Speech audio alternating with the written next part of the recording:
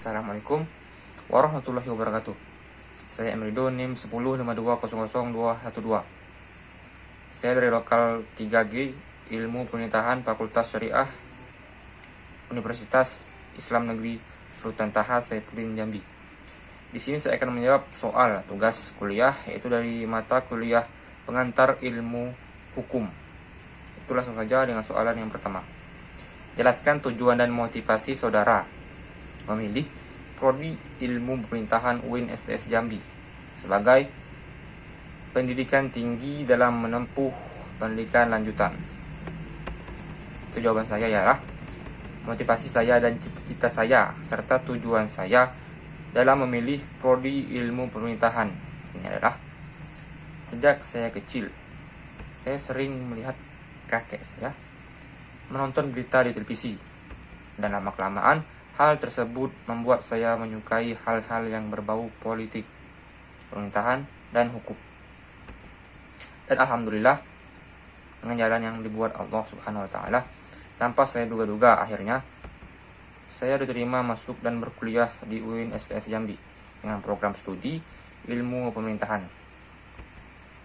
Dan tujuan motivasi saya adalah insya Allah saya ingin kelak menjadi orang yang berperan penting dalam pemerintahan politik di Indonesia, di mana tujuan saya bukan mengejar jabatan, gaji, atau popularitas semata. Tetapi yang pertama, saya memimpikan dan impian saya adalah ingin membumi hanguskan korupsi di Indonesia dengan cara mengungkap dan membongkar serta menghapuskan dan memusnahkan korupsi di Indonesia, baik itu dari kalangan pejabat maupun rakyat biasa. Karena apa? Karena menurut kacamata saya, praktik KKN seperti korupsi, kolusi, dan nepotisme pada masa sekarang di mana orang-orang sudah buta akan harta dan jabatan yang diraih dengan jalan yang haram, yang tidak memperdulikan dosa dan hukum pidananya, baik itu di akhirat maupun di dunia.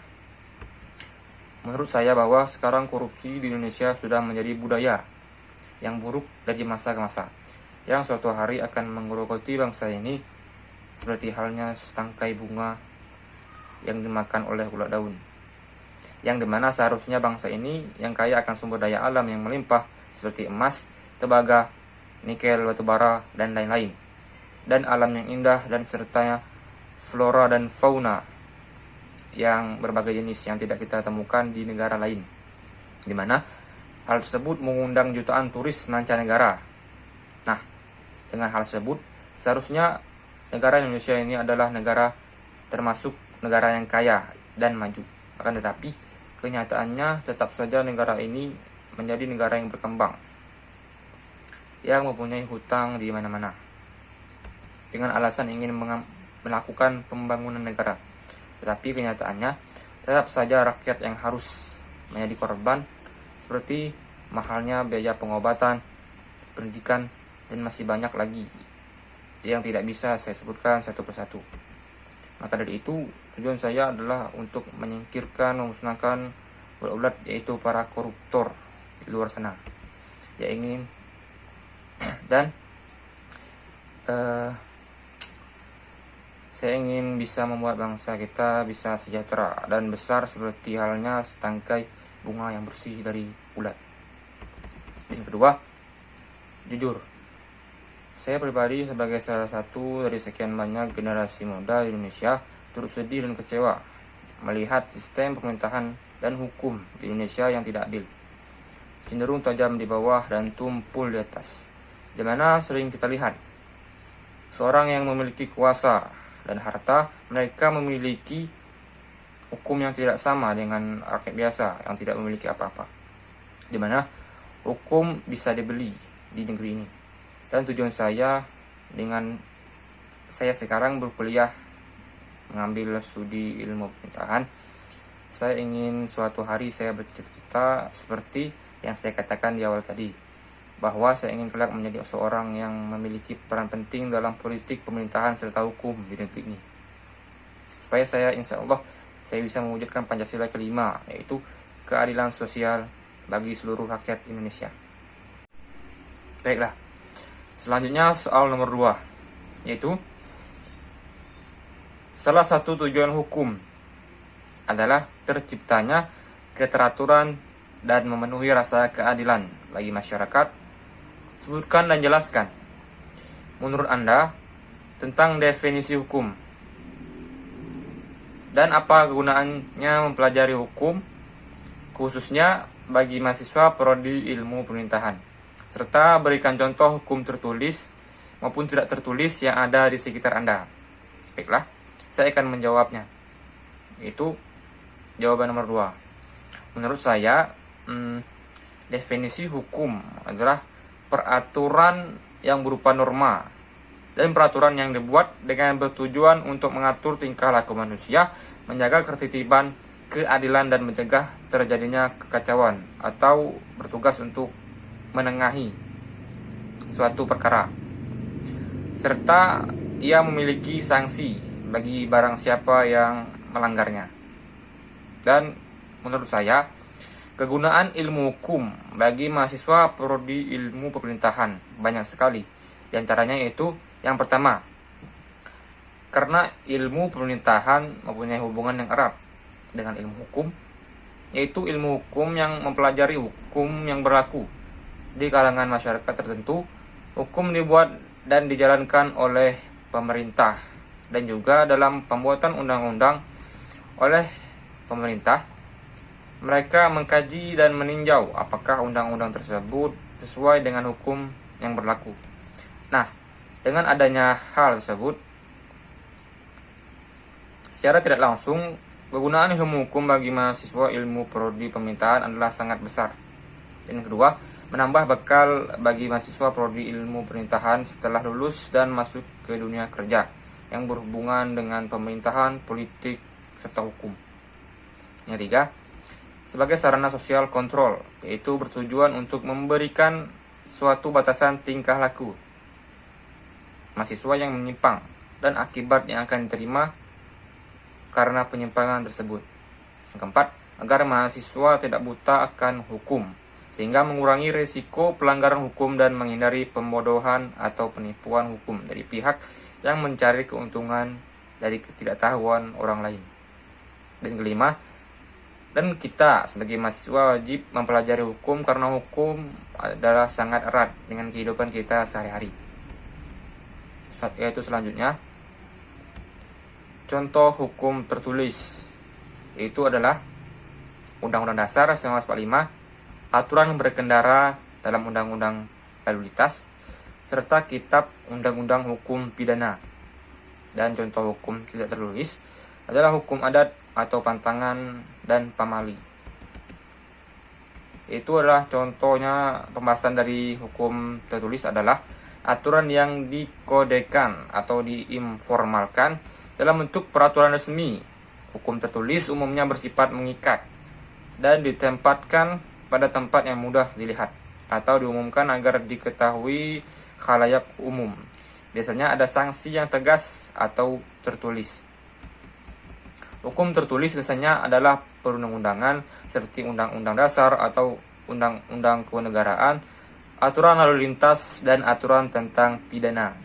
Negara diatur dengan serangkaian aturan tertulis. Hukum tertulis ini berlaku untuk semua negara. Sementara itu, hukum tidak tertulis adalah hukum peraturan yang disepakati secara informal, diterapkan secara turun-temurun. Hukum tidak tertulis umumnya lebih longgar dan tidak terlalu mengikat bila dibandingkan dengan aturan tertulis. Adapun contoh hukum tertulis yang ada di sekitar saya adalah yang pertama, hukum tertulis tentang kejahatan pencurian. Adapun mengenai ancaman hukuman tentang kejahatan pencurian dalam Hukum Pidana Positif Indonesia diatur dalam Kitab Undang-Undang Hukum Pidana, yaitu KUHP. Buku kedua pada bab 22 tentang kejahatan terhadap harta benda dari pasal 362 sampai pasal 367 KUHP.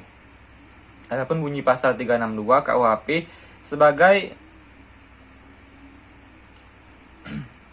berikut: barang siapa yang mengambil suatu barang yang sama sekali atau sebagian termasuk kepunyaan orang lain dengan maksud akan memiliki barang itu dengan melawan hak, dihukum karena pencurian dengan hukuman penjara selama 5 tahun. Yang kedua, hukum tertulis tentang penganiayaan. Dalam ketentuan pidana penganiayaan yang menimbulkan luka berat serta menghilangkan hidup orang lain juga dipandang sangat merugikan korbannya, di mana korban patut untuk mendapatkan keadilan. Ketentuan pidana untuk delik penganiayaan dimuat dalam Kitab Undang-Undang Hukum Pidana pasal 351 sampai dengan pasal 358. Kitab Undang-Undang Hukum Pidana yang menyebutkan tindak penganiayaan dihukum dengan ditahan penjara selama 2 tahun, dikenakan denda sebanyak Rp400.000. Apabila perbuatan memicu luka berat, yang bersalah akan dikenakan penjara selama 5 tahun. Apabila mendatangkan kematian, akan diancam penjara selama 7 tahun. Penganiayaan yang disamakan dengan sengaja untuk merusak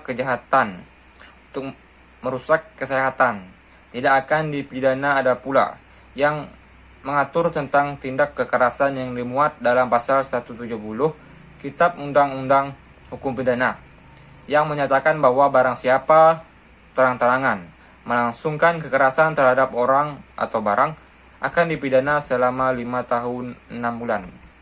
Kemudian yang ketiga, hukum tertulis tentang penyalahgunaan narkoba. Undang-Undang Nomor 22 Tahun 1997 tentang narkotika mengatur upaya pemberantasan terhadap tindak pidana narkotika melalui ancaman pidana denda, pidana penjara atau pidana seumur hidup, dan pidana hukuman mati.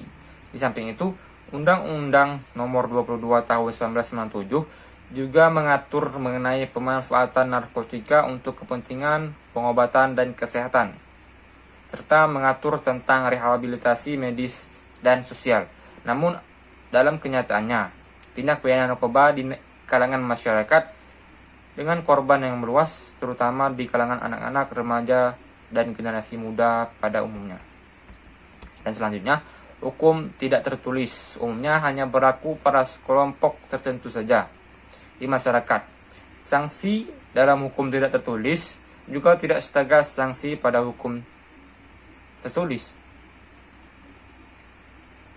Contoh hukum tidak tertulis yang ada di sekitar saya adalah pertama, adanya hukum adat tentang membawa atau bersedekah beras kepada keluarga orang yang meninggal dunia, dan membawa ayam jikalau ada acara pernikahan. Dan sanksinya tidak setegas sanksi dalam hukum tertulis. Kan tapi sanksinya kita bisa dibicarakan orang satu kampung sebagai orang yang pelit. Dan yang kedua, salah satu hukum tidak tertulis lainnya adalah adanya uang mahar atau uang adat dalam sebuah acara pernikahan, dan jikalau tidak dipenuhi, maka sanksinya bisa saja pernikahan tersebut dibatalkan. Baiklah. Selanjutnya soal nomor terakhir, yaitu nomor 3. Uraikan dan jelaskan tentang ilmu bantu dalam mempelajari ilmu hukum dengan memberikan contohnya. Tugas saya ialah ilmu-ilmu yang membantu dalam mempelajari ilmu hukum. Dalam mempelajari ilmu hukum akan ditemui hal-hal yang berkenaan dengan sejarah hukum, politik hukum, ilmu hukum positif, sosiologi hukum, dan filsafat hukum. Hal ini disebabkan semuanya mempunyai objek yang sama, yaitu hukum, dan semuanya dapat dikatakan sebagai ilmu pembantu bagi ilmu hukum. A. Sejarah hukum. Sejarah hukum adalah salah satu bidang studi yang mempelajari perkembangan dan asal-usul hukum dalam masyarakat tertentu. B.